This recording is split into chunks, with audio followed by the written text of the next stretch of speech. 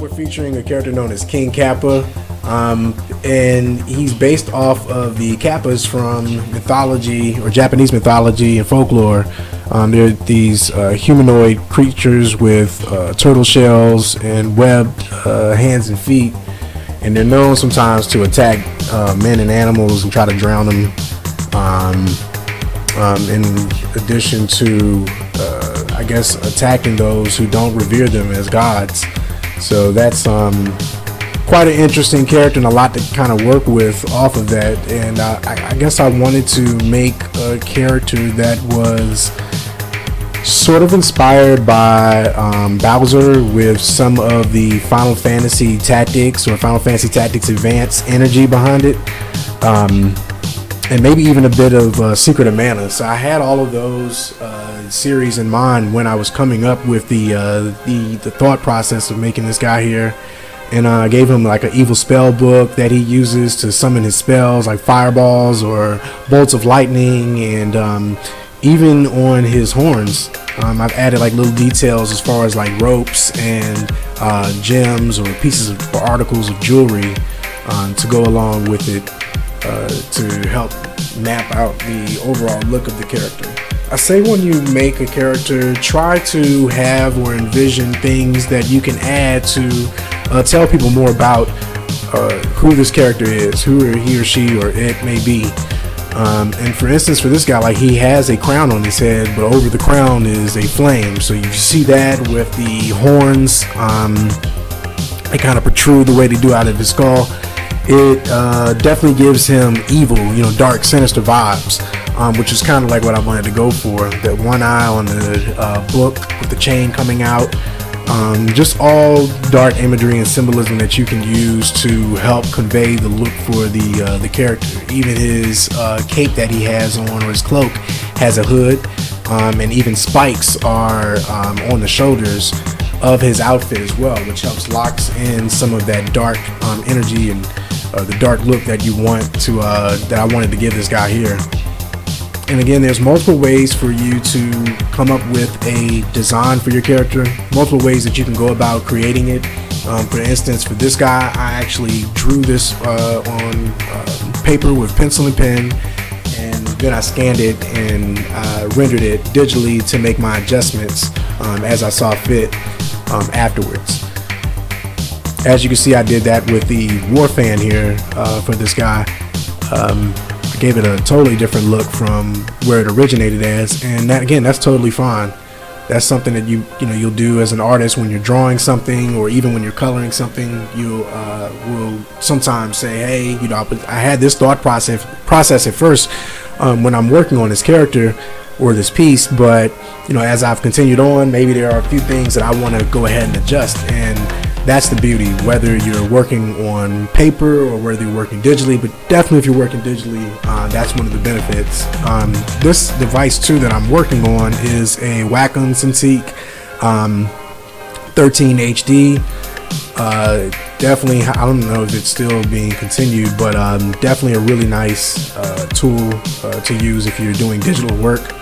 And right now I've finished up with adding the line details on him, and now I'm going to go ahead and add the grayscale layers on this guy here right now. And remember, as I've stated in some of the earlier videos, I highly recommend doing this first before you drop your colors, because it will make that process a lot easier. And then rather also with you having to add your shading in after you drop your flats, you would have went ahead and just dropped your grayscales in first, and then you just put your colors on there and then you're good. So again, I highly recommend using this technique before again going with the flat colors. I think I played with a few colors at first with some warm colors, and I ultimately decided that I wanted to stick with more softer, cool colors for this character here, rather than I guess going for warm, especially on the face of the character as well, being the Kappas are like turtles and whatnot. I have some reds that are going on the ropes of the character, in addition to the flame that's on his head, and I think there are some warm colors that I decided to use ultimately on the war fan that he has. So if I went with too many warm colors, then it would have been fun, but I wanted to have some of that clash there.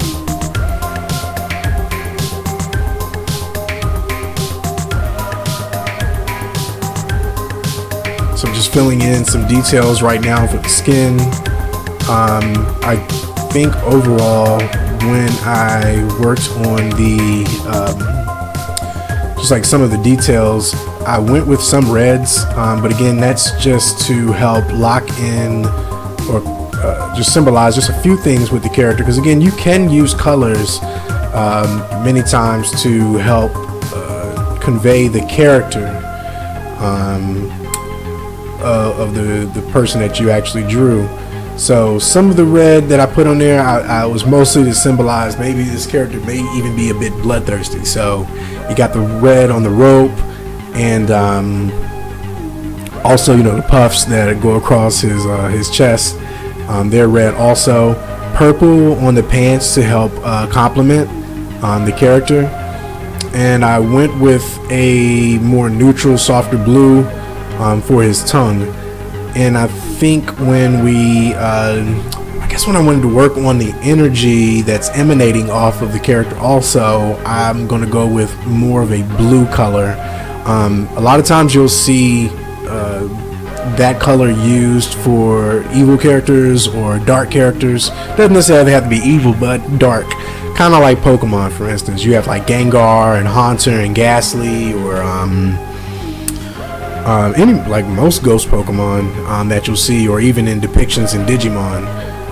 Most characters, if they have a fire or just a color scheme for them, is usually going to be a dark blue or a purple that you will see people go for. Even for like Undertaker, you'll see that with Undertaker. Even though Kane has like the red, he has the blue. So it can be used interchangeably like that. So use it as you see fit.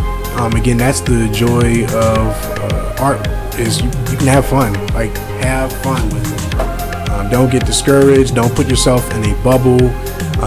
Try not, again, don't beat yourself up. Try not to compare yourself either to another person. It takes a while to develop your style or to find your style that you like. I would say don't defeat yourself. Stay inspired. You know, so if there's somebody that you really like their style, what is it that you like about it? Try to find out what it is that you like about it, because sometimes it may not be easy. When you see something, you say, you know, well, what is it that I really enjoy about this artist, or I like about their style? How can I find a way to try to incorporate that into my own work, and work it to such a point where I can make it original? Even if somebody can look at it and say, well, I can tell you're inspired by it, they still can look at it and say, well, that person or that artist stands on their own feet as an artist, and I can, you know, get while you're inspired. That's still your own work. And again, it takes some time, and a lot of times you'll say, well, how do I know once I've reached it? And you'll know it. You'll know it for sure. People will look at your work, and you'll still have that and or garner that respect in your work that you do. Overall, I think when I was working on the cloak for this guy, I went with some bright colors at first, but ultimately I think I wanted to go ahead with a darker color. So something that maybe not black, but like a dark blue or dark purple, I thought would be more befitting for this guy here. And again, that's why I also encourage people, when you're working on something, especially if you had the luxury of doing something digitally, work on multiple layers. Don't shy away from working on multiple layers. I know sometimes it can be tedious, but trust me, in the long run, it is very valuable to do your work that way. That way you can make multiple changes as needed on the fly, and no headache at all. And again, I wanted to say, if you really enjoyed this video, please give it a like and a comment. That definitely goes a long way. Share with any aspiring artists that you know that may or can use the help. And subscribe as well if you enjoyed the content, and I definitely appreciate it. Y'all take it easy.